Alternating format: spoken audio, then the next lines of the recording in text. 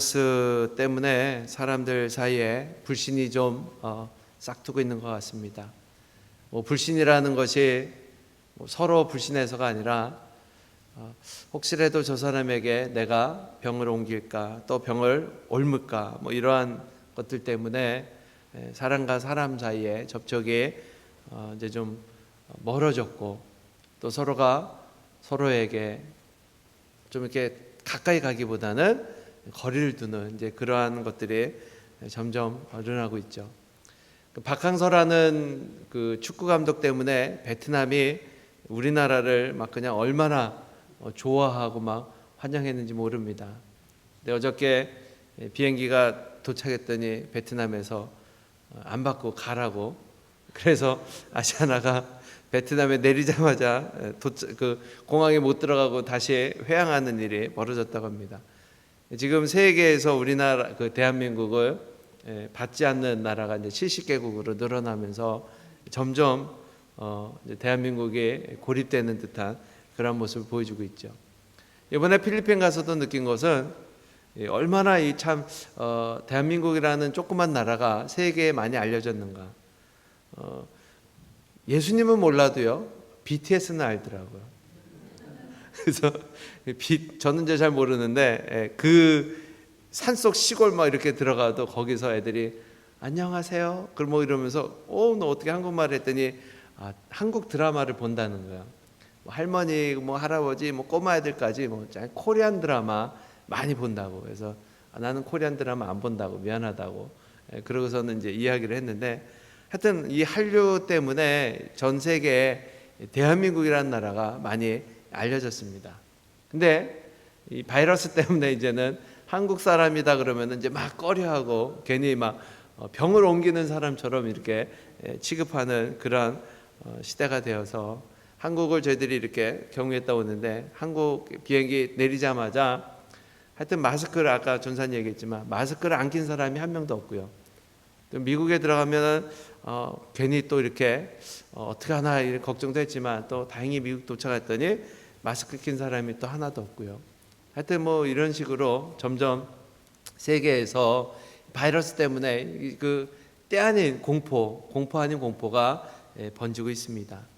그러다 보니까는 사람과 사람 사이에 그런 친밀해야 될 이런 것들도 점점 사라지고 있는데, 그럼에도 불구하고 우리가 주 안에서 하나님이 주시는 그 은혜가 또 어떤 것인지 오늘 말씀을 통해서 좀 우리가 생각해 보길 원합니다.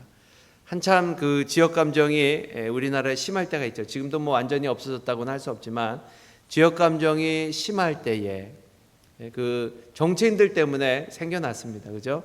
경상도, 전라도, 충청도 이래갖고 막 나눠지면서 그냥 자기 출신 정치인들을 밀어줘야 되는, 그러다 보니까는 그냥 사람들 사이에 지역 감정이 심해져서 경상도, 전라도 이런 사람들은 서로가 원수처럼 생각하는 그러한 시대가 있었습니다. 지금도 막 자기 표를 얻으려고 어떤 특정 지역으로 막 사람들이 몰리는 그런 게 있지만, 그래서 이 동물 중에 이 참새가요, 사람들은 지지고 볶고 싸우지만 우리끼리라도 좀 화목하자. 참새가 모였습니다. 전라도 참새하고 경상도 참새하고 사이좋게 이렇게 모였어요. 전깃줄에 착 앉아서 서로 뒤에 사이좋게 막 얘기하고 있는데, 포수가 앞에서 딱 나타나더니 총을 딱 겨누는 거예요. 이걸 보고서 맨 앞에 있던 경상도 참새가 이 보고서는 뒤에 있는 그 참새들한테 소리쳤습니다. 수구리! 그러고는 딱 소리치고, 근데 경상도 참새들은 다 살았는데 이 전라도 참새들이 다 총에 맞은 거예요. 알아듣지 못해갖고 수구리라는 말을 못 알아들었고, 그랬더니 전라도 참새가 떨어지면서 한마디를 그들합니다. 너희들은 끝까지 배반해 부려야, 그러면서 전라도 참새가 사투리를 얘기하고 떨어졌답니다. 이 언어라는 것이 자기는 이야기를 하지만 상대방이 알아듣지 못하면 그것은 언어이긴 하지만 서로 화합하는데 아마 문제가 있을 겁니다. 제가 단어에 대한 것들은 이게 잘 못 외우는데 특별한 그 선교지에서 필요한 단어들은 이렇게 외웁니다. 그래갖고 현지인들하고 이렇게 대화하다 보니까 현지인들이 잘한다고, 그 필리핀 말 잘한다고 그러면서 현지인인 것처럼 이렇게 오해받은 적도 있는데, 특별히 우리가 사람들 사이에 친해지는 것 중에 하나가 바로 이 언어입니다. 그래서 언어를 우리들이 잘 사용하면은 공통점이 그 안에서 발견되고, 똑같은 말을 하지만 알아듣지 못하는 언어를 이야기하게 되면은 사람과 사람 사이에 벽이 생깁니다.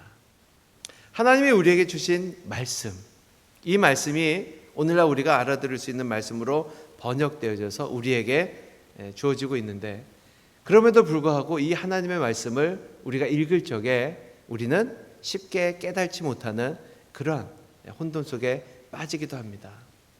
하나님의 말씀을 읽으면 머리에 쏙쏙 들어오고 막 해석이 됩니까? 그럴 수도 있는데 그렇지 않은 말씀들도 있다는 거죠. 그러다 보니까는 하나님이 우리에게 주신 말씀이 어렵다 그러고는 말씀을 읽지 않는 사람들이 생겨나기 시작했습니다. 그래서 하나님의 말씀은 어려운 것, 해석하기 쉽지 않은 것. 그런데 실제로 하나님이 우리에게 주신 말씀은 어려운 말씀이 아니고 쉬운 말씀이에요. 이 말씀을 주시고 이 말씀을 읽고 깨닫고 그대로 살라고 우리에게 주셨는데, 점점 우리는 말씀을 공부하고 말씀을 파고들고 쪼개야 되는 어떤 이런 것처럼 생각하기 싫다는 거죠. 그런데 하나님이 우리에게 주신 말씀은 어려운 말씀도 있지만 대부분의 말씀은 다 쉬운 말씀입니다. 읽기만 하면 깨달을 수 있는 말씀. 그런데 왜 깨달지 못하는가? 오늘 본문 말씀 시작되는 말씀을 보면은 예수님이 이 말씀을 하시면서 이렇게 우리에게 꼭 필요한 것들은 알아듣기 쉬운 말씀으로 하셨다는 것을 우리가 발견할 수가 있습니다. 25절에 보면은 이렇게 시작이 돼요. 이것을 비사로 너에게 일렀거니와 때가 이르면 다시 비사로 너에게 이르지 않고 아버지에 대한 것을 밝히 이르리라. 이 비사라는 것이 비유입니다. 그러니까는 어떤 것들은 비유로 이야기했지만 이제는 다시는 비사로 너에게 이르지 않고 때가 이르면, 무슨 이야기입니까? 예수님의 이 땅에 오셔서 그 사역, 예수님이 우리에게 전해야 되는 그 때가 오면은 이것을 비유로 이야기하지 않고 우리가 알아들을 수 있는 이야기로 하시겠다고 주님이 말씀하고 있다는 거예요. 그런데 그 말씀이 뭐냐? 바로 하나님과 우리 사람 사이의 관계를 지금 이야기하고 있습니다. 예수 그리스도를 통하여서 하나님 앞에 담대히 나갈 수 있는, 그리고 우리가 예수님의 이름으로 기도하면 하나님이 들으시고 우리를 사랑하셔서 응답하시겠다라는 그 말씀을 우리에게 하고 있다는 거예요. 그러자 이 말씀을 토대로 제자들이 뭐라고 이야기하는가? 30절에 보니까 제자들이 이렇게 고백합니다. 우리가 지금에야 주께서 모든 것을 아시고 또 사람의 물음을 기다리시지 않는 줄 아나이다. 이로써 하나님께로서 나오심을 우리가 믿사옵나이다. 그러니까 결론적으로 이 말씀을 예수님이 하신 목적이 뭐냐? 우리가 믿사옵나이다. 그러니까 예수님이 하나님께로서 나오심을 우리가 믿나이다라고 제자들이 고백하고 있다는 거예요. 그러니까 예수님이 제자들에게 말씀을 하고 있는 목적이 어디에 있습니까? 예수 그리스도가 하나님께로서 보내심을 받은 자, 그 예수님을 믿는 것, 예수님을 믿게 하는 것, 이것이 예수님이 이 땅에 오셔서 사역을 하신 목적이라는 거죠. 기적을 베푸시고 병든 자들을 일으키시고 여러 가지 말씀대로 가르치시고, 이것이 예수 그리스도가 자기 자신을 세상에 드러내기 위한 것이 아니라 예수님이 하나님께로서 보내심을 받은 자, 바로 우리들이 신앙생활하는 목적이 여기에 있습니다. 예수님을 믿는 것, 간단하죠. 여러 가지 우리가 신앙생활 지금 예배하고 있고 말씀 공부하고 있고 뭐 여러 가지를 하고 있지만은 하나님의 하신 사역을 한마디로 이야기하면 예수님을 믿게 하는 것. 선교도 마찬가지입니다. 예수 그리스도가 하나님이시라는 것을 세상에 알리는 것. 바로 이 믿음 때문에, 예수님을 믿는 이 믿음 때문에 우리가 신앙생활을 하는 거예요.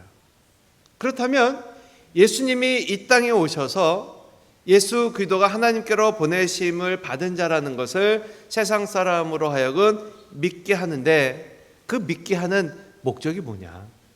이거를 오늘 예수님이 우리에게 가르치시고자 이 말씀을 하고 있는 겁니다. 바로 결론이 33절이에요. 오늘 말씀의 결론입니다. 이것을 너희에게 이름은 너희로 내 안에서 평안을 누리게 하려 함이라. 세상에서는 너희가 환난을 당하나 담대하라. 내가 세상을 이겼노라 하시니라. 아멘.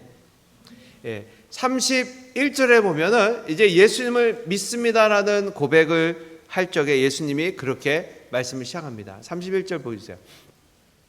예수께서 대답하시되 이제는 너희가 믿느냐? 그러고 나서서 예수님을 믿는 그 목적을 32절과 33절에 이야기하는 거예요. 자, 오늘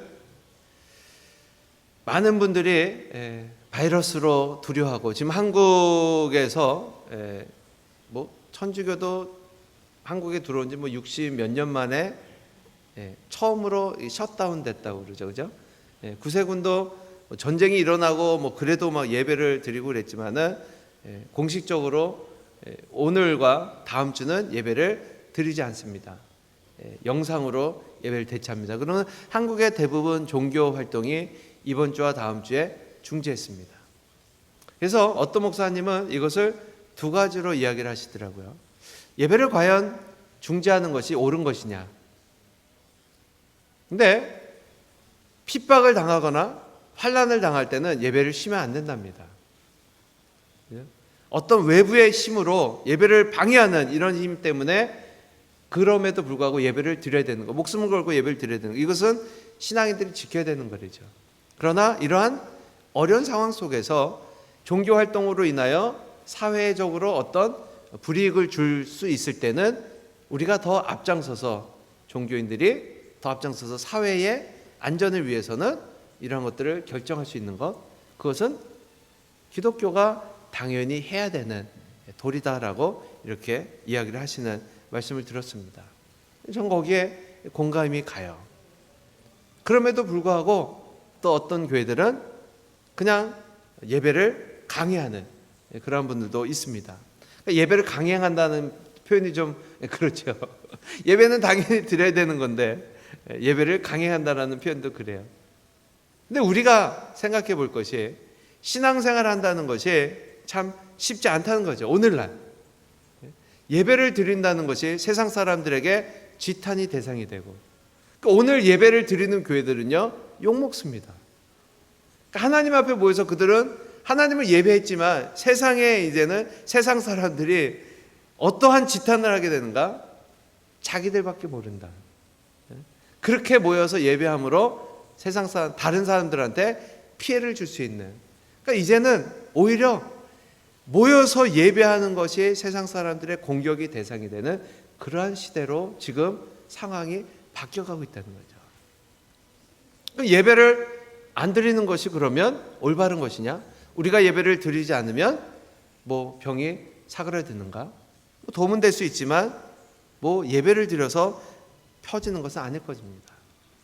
여러 가지 많은 점점 신앙생활하기 힘든 그러한 시대로 우리가 점점 변해가고 있어요. 바로 그것이 32절 33절에 예수님이 이야기하시는 건데, 이 말씀이 뭐냐? 예수님께서 십자가에 가시는 그때와 그것으로 인하여 앞으로 일어난 일들을 예수님이 예고하고 있는 거예요. 보라, 너희가 다 각각 제 곳으로 흩어지고 나를 혼자 둘 때가 오나니 벌써 왔도다. 그러나 내가 혼자 있는 것이 아니다. 아버지께서 나와 함께 계신다.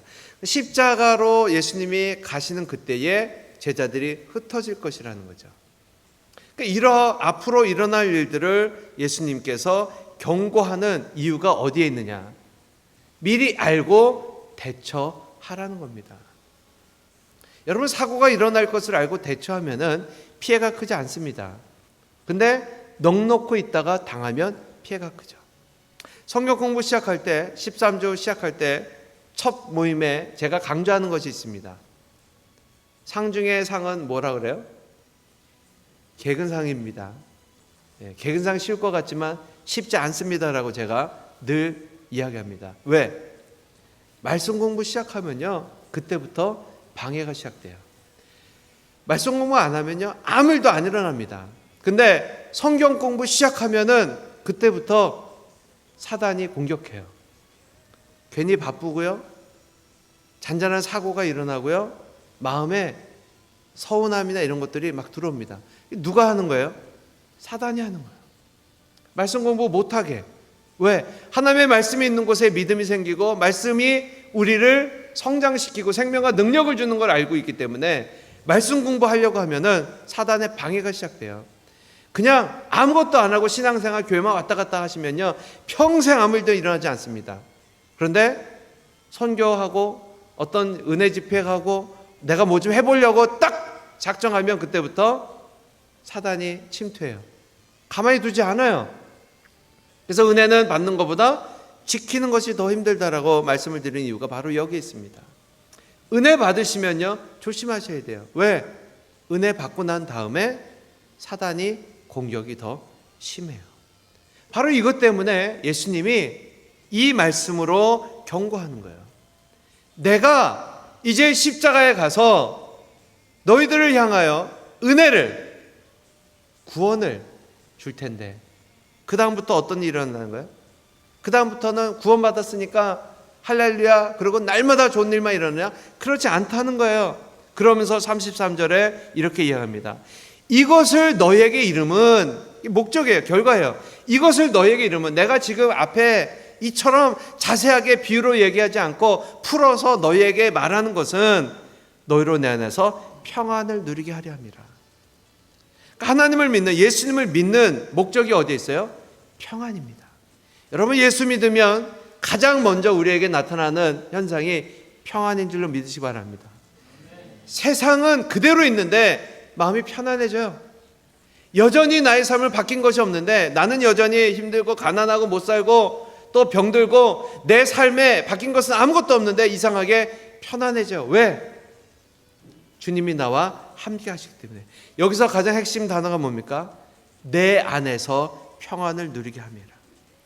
세상 바깥에서 평안이 아니라 예수 안에서의 평안을 지금 주님이 약속하고 있다는 거예요.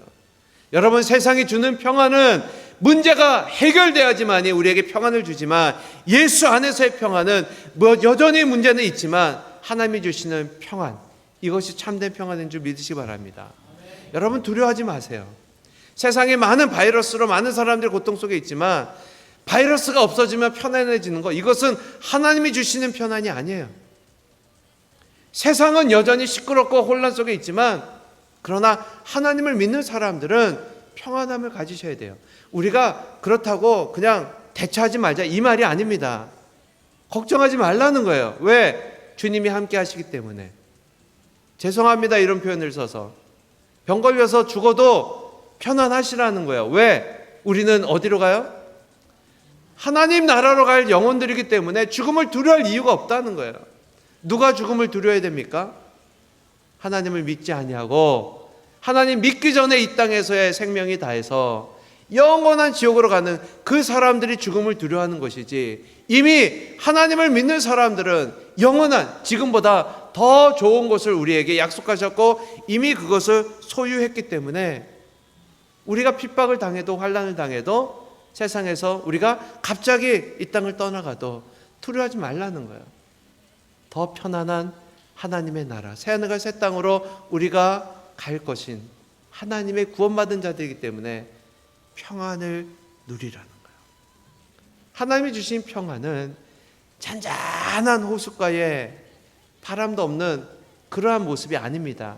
우리가 잘 알고 있는 것처럼 폭풍이 막 불고 막 그냥 바다가 뒤집어지고 파도가 배 안으로 물리쳐서 배가 막 잠기게 돼 있는 그 상황, 제자들이 난리가 났습니다. 물을 퍼내면서 아이고 죽게 생겼다.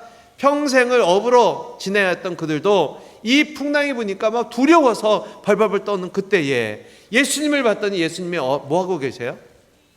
배 위에 잠들어 계세요. 주무시고 계세요. 그게 평안이에요.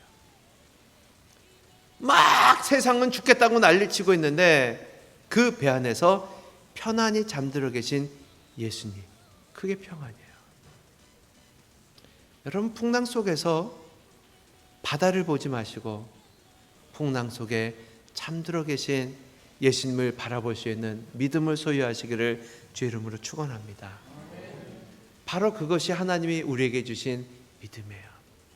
세상은 난리치지만 그 세상보다 더 크시니 모든 것들을 잠잠케 하실 수 있느니 잠에서 깨어나 주님, 우리가 죽게 된 것을 안 돌아보십니까? 라고 주님께 기도했던 그 제자들 향하여 믿음이 적은 자여 왜 두려워하느냐. 우리 하나님은 병보다 크시고 세상의 그 어떤 것보다도 크신 하나님인 줄 믿습니다. 바로 그 하나님이 우리에게 너희는 담대하라 라고 외치고 계십니다. 왜? 세상에서는 너희가 환난을 당하나 담대하라, 내가 세상을 이겨노라. 아멘. 주님이 세상을 이겨놓으셨다는 거야. 세상의 그 어떤 것으로도 교회를 침범하지 못하며 우리 믿음의 사람들을 쓰러뜨리지 못함을 믿으시기 바랍니다. 하나님의 그 이기심이 오늘 우리에게 함께 하심으로 우리에게 담대하라 라고 우리에게 외치고 있는 거예요. 여러분, 두려움이 찾아올 때 저도 두렵습니다. 어떡하지? 그런 두려움이 찾아와요. 그럼 그때 어떻게 합니까? 믿음이 없을 때는 걱정하고 계속 걱정했지만 기도하고 하나님이 주시는 평안으로 우리가 성전을 떠나갈 수 있는 것, 그것이 바로 하나님이 세상을 이긴 증거입니다. 경기 보실 때, 축구 같은 거 보실 때, 뭐 야구 보실 때 생중계 보면요 막 그냥 긴장돼요. 어떡하지? 근데 재방송 보면은 긴장하지 않습니다. 왜? 결과를 알고 보니까. 여러분, 세상은 굉장히 많은 것으로 우리에게 다가오지만 하나님이 세상을 이겼노라는 이 말씀을 오늘 붙드시고 우리가 살아가면서 때때로 우리에게 찾아오는 많은 근심, 걱정, 환난, 그러나 하나님을 믿는 믿음으로 담대하게 이겨나갈 수 있는 저와 여러분 되시기를 주의 이름으로 축원합니다. 기도하시겠습니다.